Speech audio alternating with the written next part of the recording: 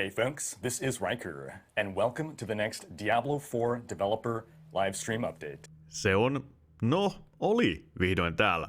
Kauan odotettu Diablo 4 Devi Striimi. Tiesimme jo etukäteen, että kyseessä olisi pääasiassa tilaisuus, jossa keskusteltaisiin pelin endgameista, mutta onneksi se sisälsi paljon muutakin. Today though, we have a ton to talk about. We expect this stream to be about 90 minutes or so, because we want to cover a lot of different topics, one being endgame, the other one being some class balance changes in regards to some of the beta feedback that we ended up receiving, as well as the dungeon feedback that we also received during our beta learnings that we actually posted last week. Siinä muutama mielenkiintoinen asia. Kuitenkin ennen kuin päästään endgameen, on world tieria nostettava. So yeah, I guess the first thing we want to talk about here is when players are going through the base game experience, they're finishing the campaign, they reach level 50, they get to move into their first world tier content, which is the nightmare tier. But before they gain access to that, they actually are going to have to go through what we call one of our end cap dungeons. These are longer and more challenging dungeon spaces that have big like boss encounters mixed throughout. They kind of serve as like milestones where players are expected to pass in order to gain access to that next world tier. Rikerin omien sanojen mukaan on dungeonit oikeasti vaikeita ja hän joutui jopa korjaamaan kamojaan kesken dungeonin. Yeah, so the first end cap dungeon, alright. I was one of those guys who was saying veteran difficulty is too easy, crank it up. So end cap dungeon, I think the first one, it's recommended level 50. I was level 45, thought I was a hotshot, went in there.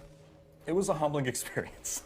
That's how I discovered that, yeah, if you die enough times, you got to go back to town to repair your gear. So hardcore players beware. I had to learn like boss mechanics, study, adjust my build, and eventually put my tail between my legs, go power up a bit more before trying it again. But then conquering it felt like a really great achievement.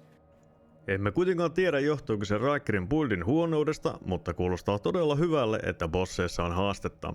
Mikään ei tapaa niin nopeasti intoa peliin kuin triviaali kontentti. Triviaalin kontentin pelosta päästäänkin keskusteluun, kuinka world tierit nostavat pelin vaikeutta oikeasti. Lissu on jo pitkään kehittänyt vihollisten käyttäytymistä StarCraftissa ja WoWissa DeepMindin avulla. Ehkä näemme normaalista poikkeavia asioita siis tässäkin. Ainakin videolla sanotut asiat herättävät kiinnostusta. Yeah, enemies are more aggressive, they're more accurate, they're faster, they're moving more quickly. Monsters have certain cooldowns between their attacks. They have logic for how they do targeting. They have projectiles.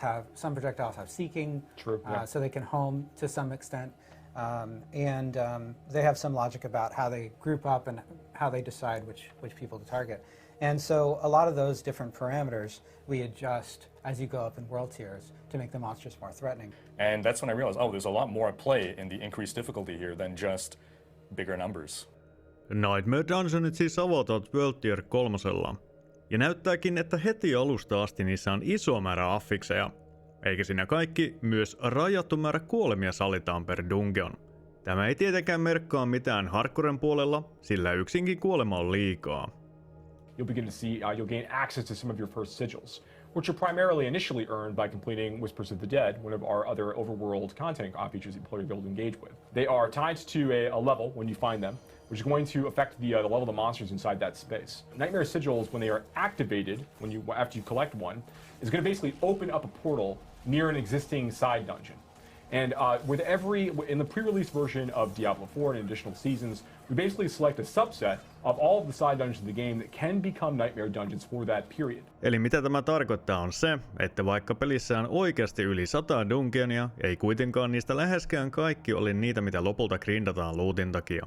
Mikä ei sinänsä haittaa, sillä dungeonit varmasti vaihtelevat seasonien välillä. Videossa näkyvä tähti, joka stunnaa sinua välillä, ei mielestäni kylläkään ole kovinkaan hyvä affiksi. Sanoisin jopa, että ehkä ensimmäinen, mikä tulee lähtemään palauteryöpyn takia. Nightmare Dungeonit ovat erittäin tärkeitä, jopa pakollinen osa peliä. Näissä dungeoneissa päivitetään Paragon alustan glyffejä. Jotkut glyffit ovat jopa voimakkaampia kuin uniikit itemit, ne kaikkein harvinaisimmat koko pelissä. And this is a really great place, not only just to like earn experience and really push your build and make sure that you're strong enough to tackle these sorts of challenges. But you'll also be able to, these are really great places to farm for like sacred and ancestral items in particular. And these are the places that you're going to be upgrading your Paragon glyphs and take one of the glyphs they've been collecting over the course of their 50 plus experience and basically slot it into here and choose to upgrade it and make that glyph even more powerful. These socketables will go into your Paragon board and end up being some of the single most powerful modifiers you can apply to your character, above legendary powers, and even in some cases, even above some unique powers. Devit myös mainitsivat, että jos et tykkää siglistä minkä saat, voit aina tuhota sen ja tehdä uuden. No, et aivan suoraan, mutta 3 tuhotun materiaalit vaaditaan uuden tekemiseen. Saamme myös lisää tietoa Paragon boardista. Tietyissä rare-nodeissa on vaatimuksena tietyt statit, kuten kuvassa näkyvä dexterity. Tämä tarkoittaa sitä, että jos haluat koko hyödyn valitsemastasi nodesta, on syytä huolehtia myös statsien saannista. Mikä taas johtaa siihen, että joko etsit sen gearista tai Paragon boardista. Iso voitto teorokraftaamiselle. Pieni kirsikka kakun päälle ja teorokraftaamisen päälle on se, että ekalla alustalla nämä voivat olla se vaatimus bonukselle, mutta seuraavalla se on enemmän ja seuraavalla vielä enemmän. Vaikka nodet ja varsinkin legendarinodet voivat olla hurjan vahvoja, ne eivät kuitenkaan itsessään ole kaikkein voimakkaan asia, mitä Paragon tarjoaa. Muistat varmaan hetki sitten puhutut glyphit. So when you basically, as you're going through the board, there are going to be these sockets that you can unlock. And the sockets are going to be sitting adjacent to a number of other regular nodes. Now, the way that glyphs work is that you're going to put them into one of these sockets, and they are going to be affecting nearby nodes and also fueled by other nearby nodes. So if you hit certain thresholds inside some of the glyphs, you're also going to unlock powerful bonuses. They're going to always also affect nearby nodes at the same time. And as I mentioned before, glyphs can be leveled up pretty high. They continue to grow the radius of the affected nodes as you level up through certain tiers. So it means they can affect larger and larger areas. And the boards are not symmetrical in nature as you're progressing through. Because the player can rotate their board and choose which gate they actually want to enter from, you have to like kind of choose from board to board where are the sockets on this board. Are they near the stats I really want for this glyph? Because this glyph is going to be fueled by dexterity nodes within range of the glyph effect. And it's going to do additional critical strike damage, whatever it's going to do for me as a result. That's a really, really important choice to make. And because all of the boards have different configurations, different socket locations, and different things near those sockets, incinerate, focus, burn type sorceresses to feel like they've got very different paths to the Paragon board, different decisions to make, even if all of their skill choices are identical. Kuulostaa kyllä mahtavalta. Erittäin mahtavalta. Ainut asia, mikä tässä särähtää korvaan itselle on se, että onko levotettuja glyffejä lopulta vain muutama, vai onko slotteja paljon enemmän, mitä luulen.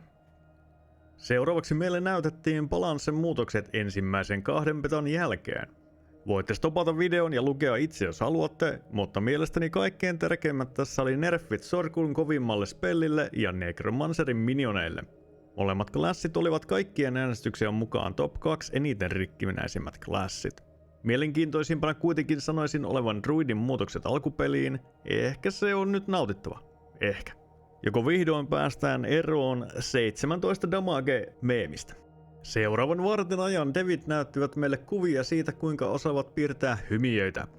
Hymiöiden ideana oli näyttää meille kuinka he ovat tehneet muutoksia dungeoneihin, etteivät ne olisi niin ikäviä kulkea ja tehdä tehtäviä. Sitten ehkä hieman kontroversiaalinen muutos, eli dungeonin resettinappula on poistettu. Sen sijaan me joudumme odottamaan 0,5 minuutista minuuttiin dungeonin tehtyä, että sinne voi mennä uudelleen.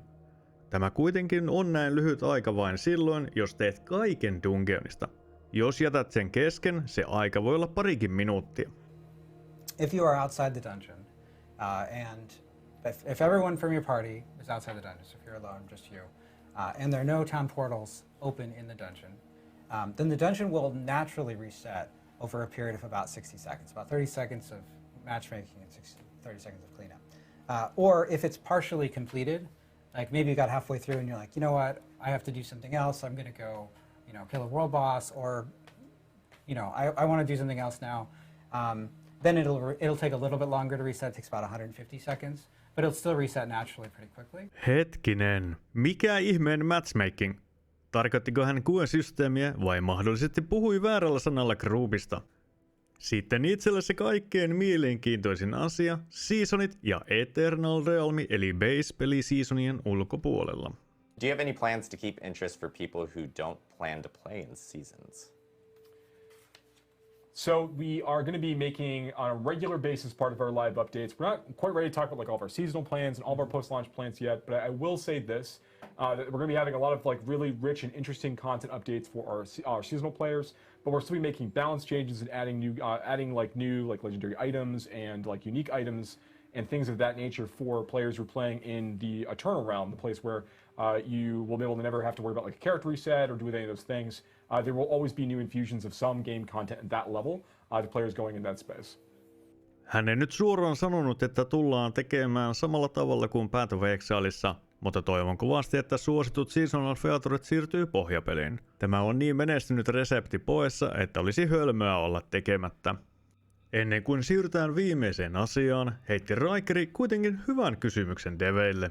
December press beta to the public beta was that changes were made to the skill tree. There were like new passive skills, there were new paths made amongst the passive nodes. So I'm wondering, was the skill tree designed in such a way that you can, over the course of seasons or expansions, add new passive or active skills?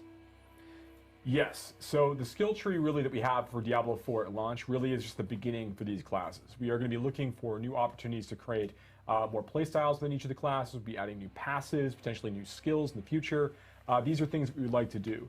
It is likely that these kinds of updates, particularly of like new passives, like new nodes, new things in the skill tree, are more likely to happen as part of our our future larger like expansion size updates, rather than things that might be happening as part of seasons.